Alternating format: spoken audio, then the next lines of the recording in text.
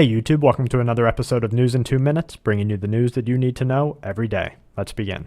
Russia and the United States will exchange airspace this week as part of the International Open Skies Treaty, which will allow Russia and subsequently the US to fly manned surveillance aircraft over the other's territory in a bid to gauge military readiness and hidden military expansion within the other's country. Over 100 homes have been evacuated in the state of Louisiana after a train carrying flammable and corrosive materials derailed, causing damage to over 20 rail cars, some of them leaking toxic chemicals and adding to a growing list of global railway accidents. In a speech on Sunday, Syrian President Bashar Assad dismissed concerns that Western nations would physically join in the country's civil war, saying that no solution can be reached with terror except by striking it with an iron fist. In related news, Syria has banned the use of all foreign currencies for business transactions within the country, requiring that anyone caught using such currency over the amount of $5,000 would face up to 10 years within state-run labor camps. The Tokyo Electric Power Company has released a report saying that up to 40 trillion becquerels of tritium, among other types of radiation, has leaked into the Pacific Ocean since the Fukushima disaster in 2011.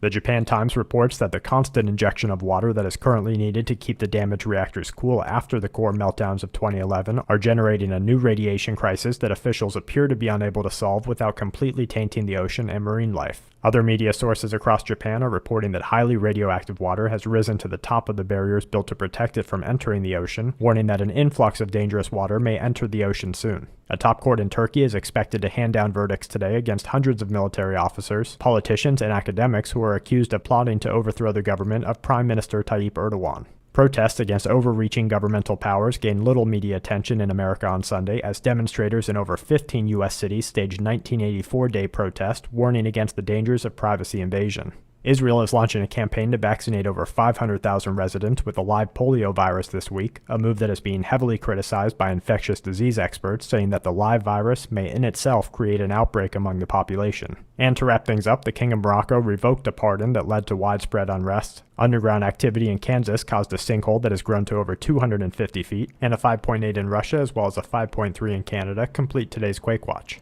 And that's it for this episode of News in 2 Minutes. Check back tomorrow for more news that the aware need the most. This week's News in 2 Minutes is brought to you by SHTFplan.com, where even the officials go for news, and SQmetals.com for all your precious metal needs.